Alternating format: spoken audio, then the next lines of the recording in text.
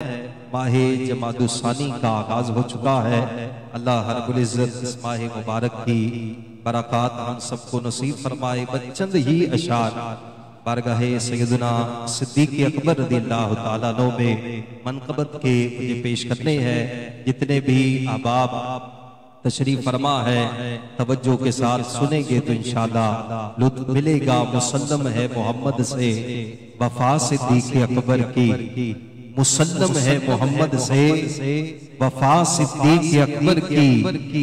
नहीं भूली है दुनिया को अदा सिद्दीक़ अकबर की, और हम उनकी मदह गोई दाखिले सुन्नत न क्यों समझे।